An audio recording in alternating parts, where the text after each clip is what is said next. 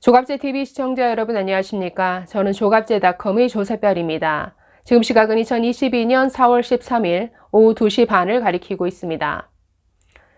윤석열 당선인이 2차 내각 인선을 발표했습니다. 그런데 모두를 깜짝 놀라게 한 인선이 있었는데 바로 법무부 장관 후보자의 한동훈 사법연수원 부원장을 지명한 것입니다.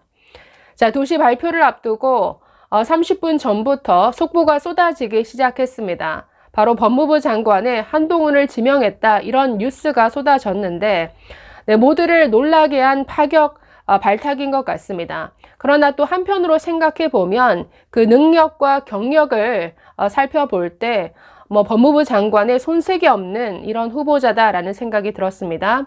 자, 윤석열 당선인은 한동훈 후보자에 대해서 이렇게 소개했습니다. 20여 년간 법무부와 검찰의 주요 요직을 두루 걸쳤고 수사와 재판, 검찰 제도, 법무행정 분야의 전문성을 쌓아왔다라고 소개했습니다. 그리고 앞으로 법무행정의 현대화, 글로벌 기준에 부합하는 사법 시스템을 정립하는 데 적임자라고 판단했다라고 소개했습니다.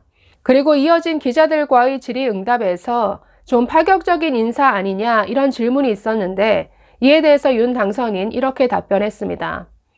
한동훈 후보자는 수사와 재판 같은 법 집행 분야뿐만 아니라 법무행정 그리고 검찰에서의 여러 가지 기획 업무 등을 했기 때문에 법무행정을 담당할 최적임자라고 판단했다. 그래서 파격적인 인사라고 생각하지 않는다라고 답했습니다. 그리고 이렇게 부연 설명을 했는데 유창한 영어 실력으로 다양한 국제 업무 경험도 가지고 있다라고 하면서 제가 주문한 것은 경제 발전을 뒷받침할 수 있는 법무행정의 현대화, 또 글로벌 기준에 맞는 사법제도를 정비해 나가는 것인데 한 후보자가 여기에 적임자라고 판단했다라고 이렇게 말했습니다.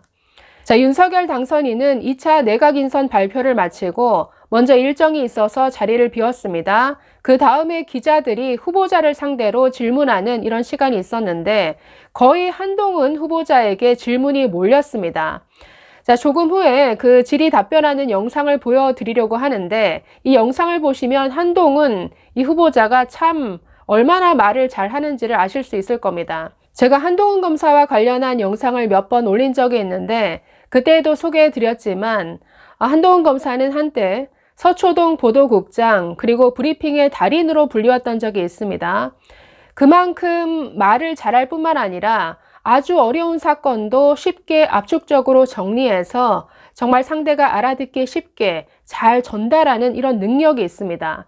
그래서 검사들 중에서도 워낙 기자들 앞에 서서 브리핑을 많이 한 검사 중에 한 명입니다. 그야말로 자타가 공인하는 천재 엘리트 검사인데 그 경력만 보더라도 아주 화려합니다.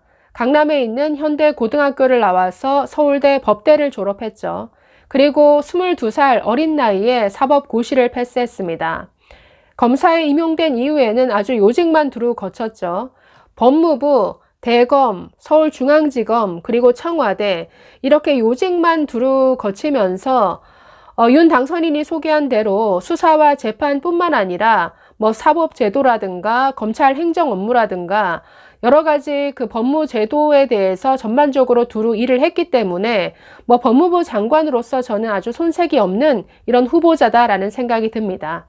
이런 요직에 있으면서 대형 권력비리 사건, 그리고 대기업 사건, 아주 중요한 금융범죄, 아주 굵직굵직한 사건들을 많이 했던 아주 실력자죠.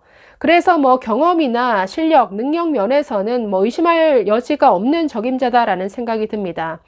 자, 이랬던 한동훈 정말 엘리트 검사가 지난 2년간 이 문재인 정부 하에서 정말 고초를 겪었죠. 추미애 전 법무부 장관 그리고 박범계에 이르기까지 이 법무부 장관으로부터 얼마나 많은 핍박을 받았습니까? 그동안 4번의 좌천이 있었죠. 2번 압수수색 당했습니다.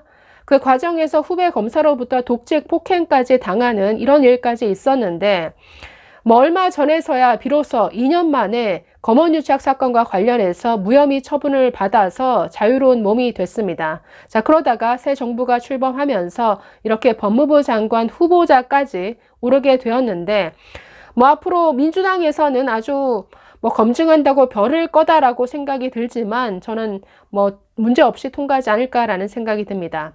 자, 기자들과의 질의응답 영상을 보여드리면서 마치려고 하는데 이 영상을 보시면 참 재밌습니다. 윤 당선인은 법무부 장관의 수사 지휘권을 폐지하겠다라고 공언한 바 있죠. 자, 이에 대해서 질문하는데 자신이 추미애 장관의 그 수사 지휘권 남용의 피해자죠. 피해자로서 어떻게 대답하는지 한번 보시기 바랍니다.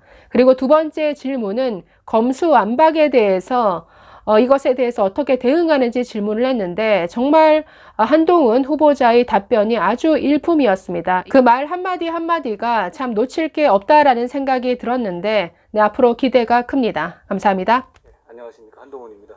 두 가지 말씀 주셨는데요. 첫 번째 말씀은 당선인이 이미 약속한 것이고 저도 지난 박범계 장관, 추미애 장관 시절에 있어서 수사지휘권이 남용된 사례가 얼마나 국민에게 해악이 큰 것이었는지에 대해서 실감하고 있습니다. 제가 장관에 취임하더라도 수사지휘권을 구체적인 사건에 대한 수사지휘권을 행사하는 일은 없을 거라고 말씀드립니다. 두 번째, 연소 나이나 기술 말씀하신다면 대한민국은 이미 여야 공히 20, 30대 대표를 배출한 진취적인 나라입니다. 제가 지금 거의 50이 됐고 그리고 공직 생활에서 이 분야에서만 20년 넘게 근무를 했습니다. 이런 정도 경력을 가진 사람이 나이나 경력 때문에 장관직을 수행하지 못할 만한 나라는 아니라고 생각하고요.